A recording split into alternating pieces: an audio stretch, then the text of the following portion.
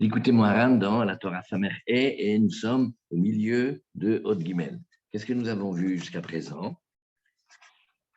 Le Balassadé. Et qu'est-ce qu'il fait le Balassadé? Il cueille des fleurs, des roses, il fait des bouquets.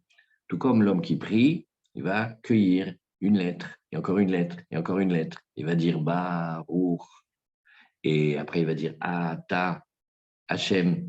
Chacune des lettres, quand elle a été produite par l'âme, alors elle vient et elle parle avec l'âme. Et elle dit la parole, mais tu vas dire une autre lettre maintenant, tu vas me quitter. Mais comment est-ce que tu peux me quitter maintenant, après tout ce qu'on a vécu ensemble, et quand tu as vu l'éclat de ma splendeur, et quand tu as vu tout cet amour? Alors elle va proposer à la parole, c'est-à-dire elle va proposer à l'homme qui prie, elle va lui dire, d'accord, tu peux aller maintenant dire encore une autre lettre, et encore un autre mot, et encore une autre bracha, mais tu m'oublies pas. De telle manière à ce que, même tout à la fin de la tfila, alors, tout à la fin de la tfila, il a encore la trace et le souvenir très, très persistant de la première lettre et du premier mot. Et nous, il a dit, ça s'appelle la Bechina de Olam Abba, ça s'appelle la Bechina du Tachlit. Le Tachlit, c'est plus seulement la finalité, mais c'est déjà maintenant qu'on le vit. Et il continue, il dit, ou basé tavin davar ne'elam. Et par cela, tu vas comprendre quelque chose de ne'elam venistar, c'est-à-dire que les gens ne savent pas qui mache nidba banefesh adam kesheyeshlo isurim gedolim rahman al-islam. Qu'est-ce qui va s'imprimer, s'incruster, se graver dans l'âme de l'homme quand il a des terribles épreuves, que Dieu nous préserve? Kegon les machal, keshe chotrim eze ever l'adam chas v'shalom. Alors, il va donner un exemple. Par exemple, on en venait à couper un membre d'un homme. Azaï sotem ve'otsem et enav bechozek. On voit que la douleur s'accompagne d'un phénomène, c'est qu'on ferme les yeux. On ferme les yeux. C'est comme un phénomène de protection. C'est comme un mouvement réflexe. Mais Rabbi Nachman, comme souvent, il va analyser un phénomène qu'on connaît, qu'on voit, qu'on sait qu'il est comme ça, mais on ne connaît pas la raison profonde. Ça, on peut le voir, même ici dans ce monde, on peut le sentir avec nos cinq sens. On verra comme ça. Quand quelqu'un veut regarder quelque chose qui est loin de lui, Azaï, Sotem, il ferme les yeux. Quand on dit qu'il ferme les yeux, ce n'est pas exactement qu'il ferme les yeux, mais comme les myopes, quand ils n'ont pas les lunettes, on voit comment ils font. Ils regardent comme ça, ils plissent les yeux. Alors en vérité, on réduit le champ, comme ça on peut voir loin. Il y a deux choses. Comment ça va aider? Ça va aider que comme on n'ouvre pas complètement les yeux, alors on ne voit pas tout ce qu'il y a autour. Et on se fixe, on se focalise sur un point. Alors voilà comment il fait. Azaï, Sotem et Enav. En vérité, il est ferme, mais pas vraiment il est ferme, parce qu'il faut qu'il voit quand même. Et alors, comment est-ce qu'on apprend, nous, la vision? Alors la vision, il y a un livre dans lequel on en parle beaucoup. Ça s'appelle le Etzraim. C'est le livre de Kabbalah du Harizal. Je l'ai enseigné au Abraham Vital qu'il a écrit. Et tout à la fin du Etzraim, ceux qui veulent regarder, c'est dans les Halot Abiyah. C'est Perek Zain, chapitre Yud, tout chapitre Nun. Rappelez-vous, c'est Zain, Yud, Nun, Yud, comme Zini. Rappelez-vous. Et là-bas, il explique comment les cinq sens ils fonctionnent et comment ils sont liés au nefesh, cette partie-là de l'âme. Et alors, il dit qu'en vérité, c'est comme si on envoyait un rayon de lumière. Le rayon de lumière, il avance, il avance, il avance. Quand il rencontre l'objet, il le percute et il revient. Et quand il revient, il donne l'information au cerveau et c'est le cerveau qui va voir en vérité. Et alors, au médecin, qu'est-ce qu'il fait? Il réduit et il contracte la vue, comme ça, il se focalise sur, il met le focus sur l'objet loin qu'il veut voir. Et c'est un phénomène d'aller-retour. Il y a une lumière qui part, une lumière qui revient, et des deux lumières, l'aller et le retour, ça forme l'image dans le cerveau. Et cette image-là, après, elle est enregistrée dans les zones de mémoire. Et c'est pour ça que, par exemple, on pourra, comme tous les sens y sont liés, par exemple, ça arrive, on est quelque part et on sent un parfum. Et ce parfum, il est enregistré dans le sens olfactif, il est enregistré en rapport avec tous les souvenirs qui vont. Il dit, oh là là, ça me rappelle le jardin qu'on avait quand on était petit. Et il y a plein de souvenirs qui pensaient oublier, qui va se rappeler. Pourquoi? Parce que les sens, ils viennent, ils sont enregistrés dans le cerveau, et le cerveau, il les range dans des zones de la mémoire, et plus elles sont profondes, plus c'est comme si on les oubliait, et après, quand elles sont ressollicitées, alors elles réapparaissent. Tout ça fait rapporter là-bas, à la fin du Ephraïm, dans le fonctionnement de l'âme.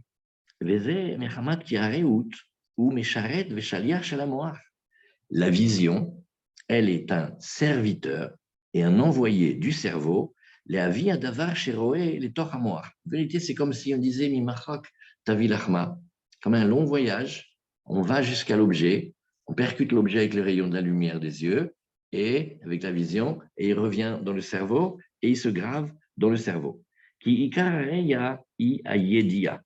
Maintenant, voir, vous verrez, il y a plein de choses qu'on voit, des milliards d'images qu'on voit, mais la yédia, elle est quand elle arrive dans le cerveau et que le cerveau, il la traite et il la décompose. Et donc, la vision va ramener au cerveau et c'est le cerveau qui va dire, tiens, voici un arbre, tiens, voici la mer.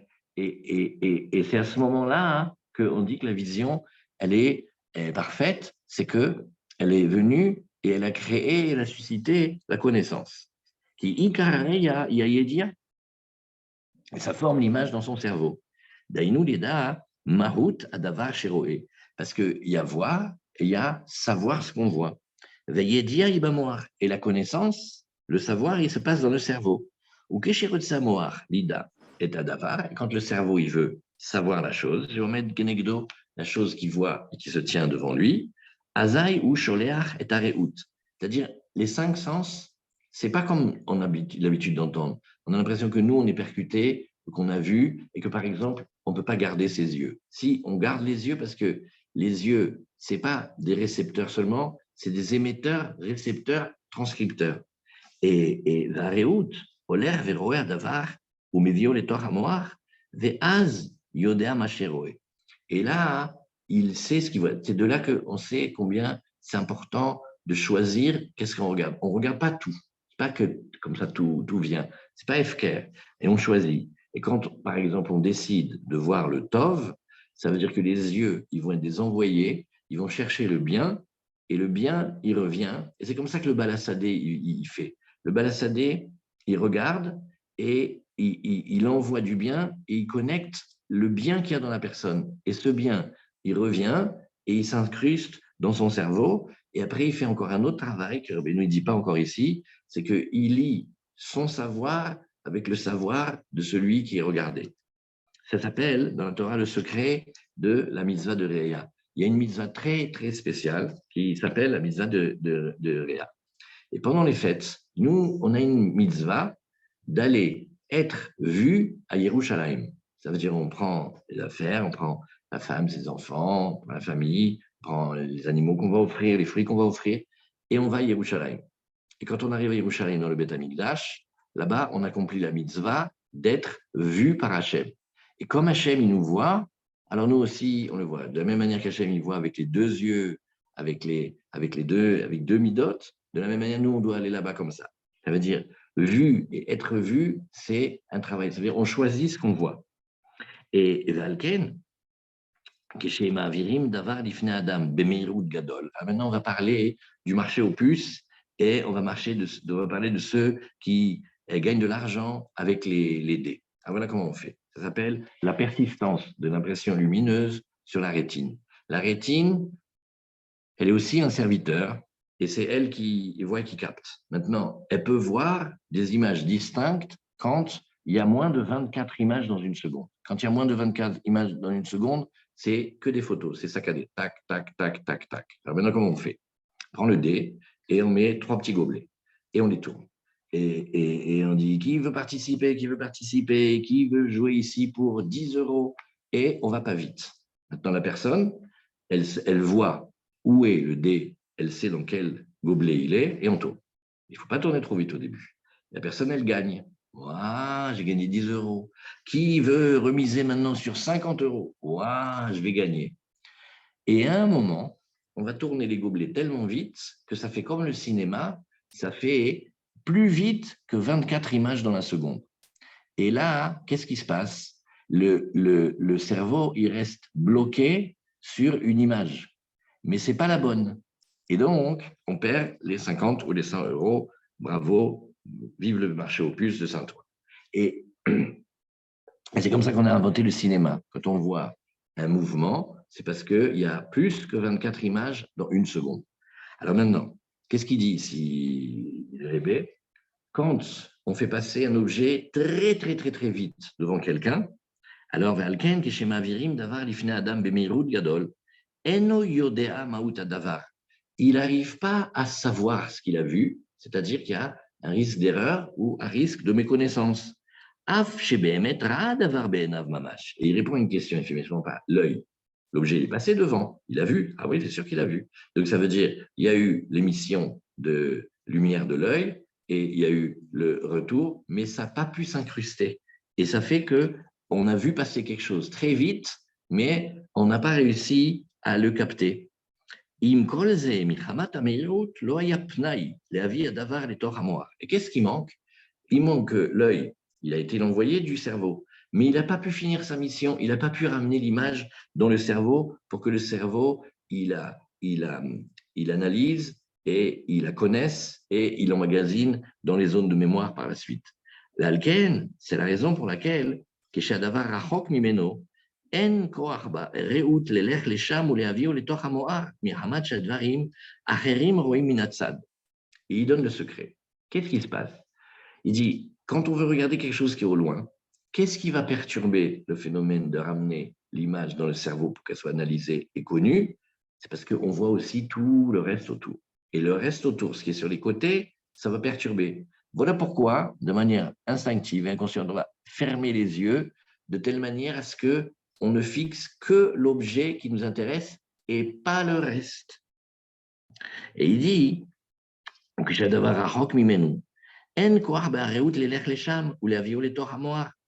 peut pas l'amener dans le cerveau. À cause du fait que les choses qu'il voit à côté, mebalbelim auto, parce qu'il y a trop d'informations à capter et on n'arrive pas à se focaliser sur le point qu'on veut voir. Et aussi une deuxième raison, c'est que le rayon, il devrait être comme un rayon laser, il doit être fort et concentré. Maintenant, quand il se répartit, alors il n'a pas la force d'aller loin. Niklash, et il n'a pas la force comme ça. Alors, bien sûr qu'on le voit, mais par exemple, on le voit indistinctement, c'est toutes les illusions d'optique, etc.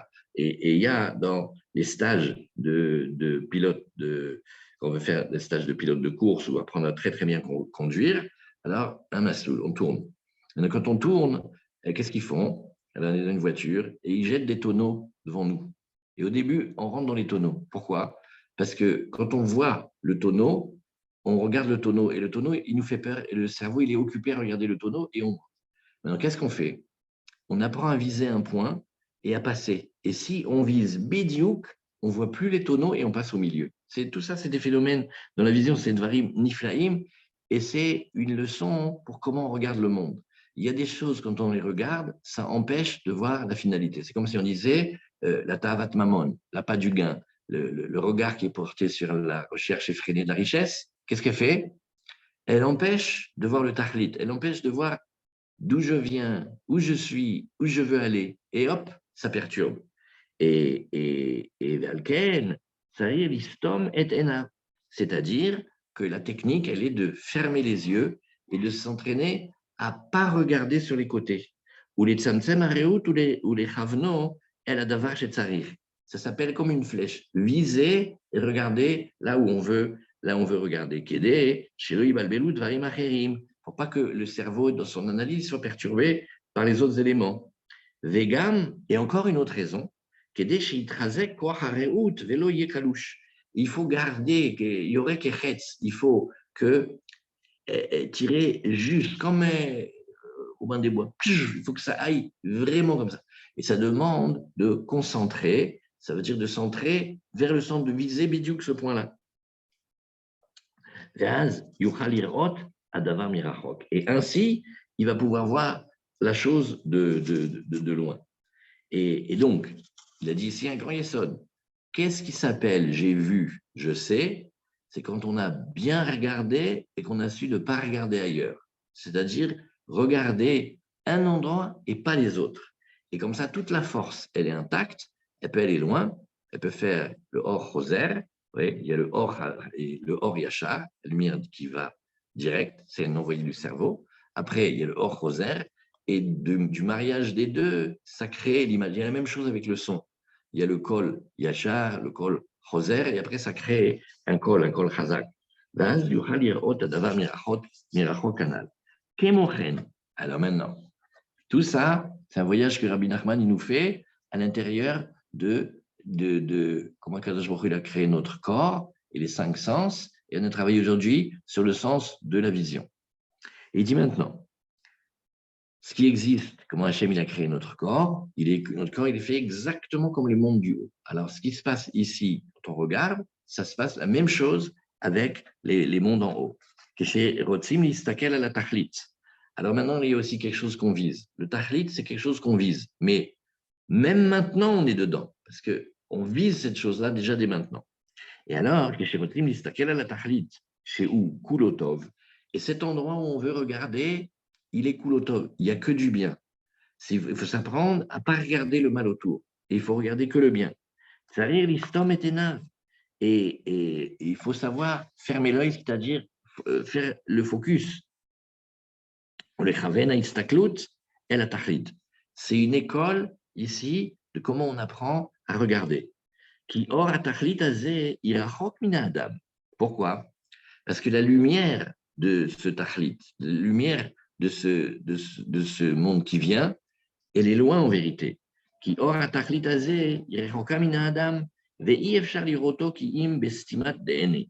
Et on ne peut le voir que d'une certaine manière en fermant les yeux. C'est des secrets dans le Zohar. Ça s'appelle la jeune fille, c'est la princesse. Elle n'a pas des yeux. Elle ne sait pas voir le mal. Elle regarde que le bien.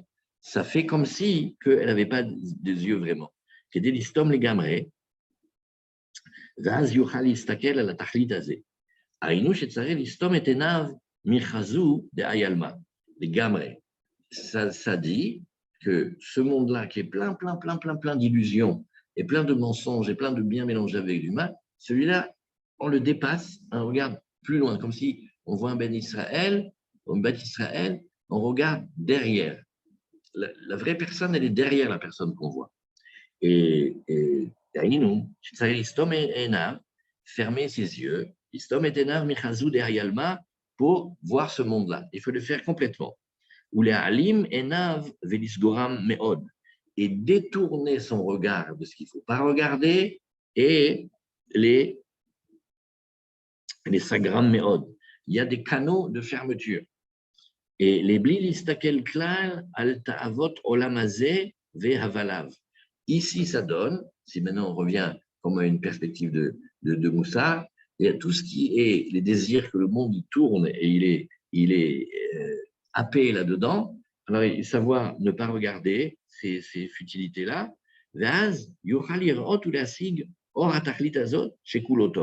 S'attacher à vouloir regarder la lumière qui est le kulotov. À un autre endroit, Rabbi Nachman il s'appelle regardez la Nekuda Torah.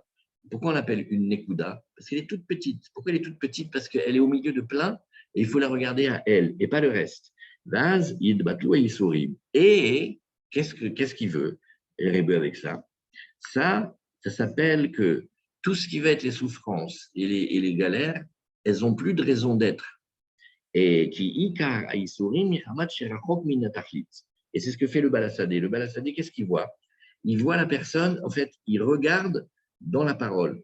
Parce que dans la parole, il y a quelque chose à regarder. Là, maintenant, la parole, c'est de Louis, et le fonctionnement de la parole avec les poumons, l'air qui sort, et qui passe les 5 barrières et qui arrive à former et dire les lettres, les syllabes, les mots, les consonnes et tout ça, et les phrases, et la tfila, là, ici, de la même manière. De la même manière. Il faut regarder le tov. Et donc, quand on arrive à être un avec cette image-là, alors c'est là où la tfila, elle est entière. Valken, nidba, benefesh adam, listom enav, beshat yisurim. Maintenant, encore une autre notion. Quand il y a les difficultés, Shalom. Alors, Hachem, il a mis dans notre nature profonde, celle de notre âme, qu'on plisse les yeux, parce qu'on ne veut pas regarder autour, qui est délivroir minaïsurim ou les vatlam. En deux mots, c'est comme si on disait qu'il ne faut pas regarder les souffrances. Il faut regarder un point qui est derrière.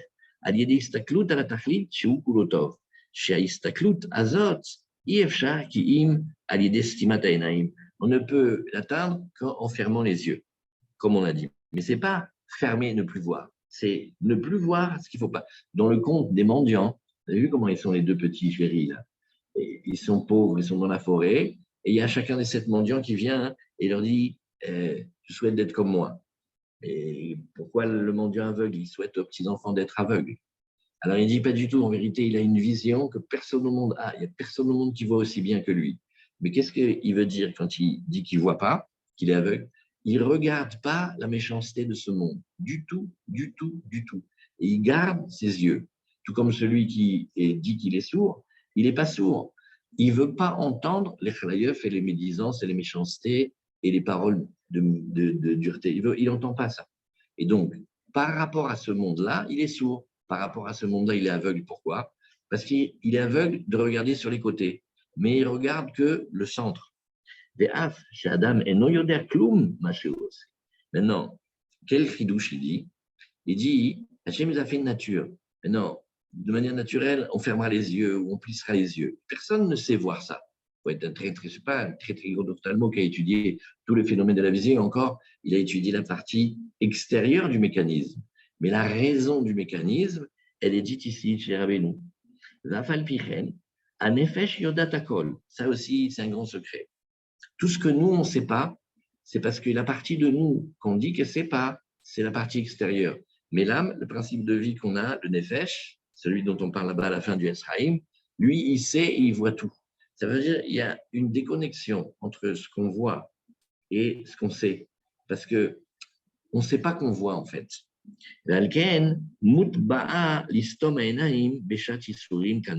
C'est pour ça que c'est fait dans notre nature. Alors, il y a une question, c'est pourquoi Hachem fait qu'il y a une nature comme ça? C'est parce qu'avec cette nature-là, quand on veut, on peut rebondir. Ça veut dire, on voit que ça existe. Une fois, il y avait un moqueur, comme dans le conte, comme le Tam. Comment le Tam, il dit, il y a juste une chose dans la vie, pas de moquerie. Tout ce que tu veux, tu peux dire, mais pas de moquerie, pas la Litzanout. Et il y avait un moqueur, il a été voir des maîtres dans la Gemara, c'est la Gemara de Shabbat, il a dit, n'importe quoi. Mais vraiment n'importe quoi. Du temps du Mashiach et du temps du monde qui vient, quoi. Et une femme va faire des enfants tous les jours, mais ça ne va pas ou quoi. Et il lui dit, mais tu vois pas que tu es bête, va dans le poulailler et regarde les poules. Elles font un œuf chaque jour. Ah oui, c'est vrai. Bon, mais c'est une poule. Mais à quoi ça sert qu'Hachem, il a fait qu'une poule, elle fait des œufs tous les jours? Pour nous apprendre à nous à ouvrir la tête de savoir que, mais pourquoi est-ce qu'on ne pourrait pas faire un Yichoud et un Hibour et une Leda et une Yenika, tout ce qui se passe ici dans ce monde-là avec une maman, pourquoi on ne pourrait pas faire ça en un jour? Et c'est discuté dans le Zohar. Pourquoi il y a des Hibourim qui sont plus courts? Et Bémet, Chava, et les femmes en Égypte, elles faisaient des enfants 6 par 6, c'était spécial. Pourquoi? Parce que l'expression de ma poule. Ça existe ici. Maintenant, un autre exemple, le maître, il a dit, quand on va revivre, on va être habillé. Comment ça va être habillé? C'est n'importe quoi. Alors, il dit, alors regarde, prends le grain de blé, quand on va le semer, il est nu. Quand il va pousser, regarde comment il est habillé. Regarde comment il y a la tige, et les épis, et les feuilles, et les petits fils. Il est habillé comme s'il allait à un mariage. Alors, pourquoi tu es bête? Pourquoi tu ne veux pas voir ici qu'il y a quelque chose qui existe déjà? Pareil aussi, c'est le Gondovina, il dit, dans Michel, il dit, tu sais, l'âne et le bœuf, ils connaissent le mangeoire de leur maître. D'accord, mais moi, je ne suis pas un bœuf, je ne suis pas un âne, enfin, j'espère. Alors, pourquoi? Il dit, mais regarde, tu vois que les animaux, ils ont de la reconnaissance pour leur maître. C'est naturel, c'est incrusté dans leur nature profonde. Alors, pourquoi nous, on ne se rattache pas à ça? Quand c'est imprimé jusque dans ce monde-là, c'est fait pour qu'on sache que regarde le phénomène de quelqu'un qui peine à quelque chose et qui veut regarder quelque chose au loin, regarde comment naturellement, tous les gens de la planète, toutes les races et tout, ils plissent les yeux. Tu sais pourquoi ça vient? Ça vient de là. Voilà. Voilà pour ce petit passage-là. Et dans le...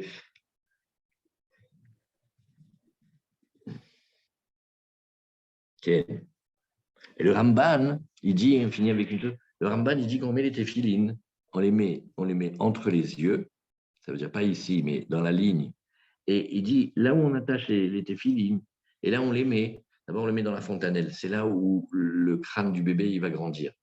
Il grandit, il y a un espace au milieu, il ne faut pas toucher là-bas, c'est la fontanelle. C'est là où on met les téphilines, c'est comme si on voulait mettre les téphilines, la Torah, dans la tête. Et où ils appuient les lanières, où ils entourent, Ramban dit, ils appuient sur les zones des mémoires profondes. Ça veut dire que quand on met les téphilines, ça appuie sur les zones de mémoire. Quelle mémoire? Qu'on était au Arsinaï, qu'on a reçu la Torah, qu'on a entendu Moshe, qu'on a assisté à sa prophétie. Verroulé, verroulé. Alors, on met un point ici, mais on reprend demain. Voilà. Allez, à tout de suite.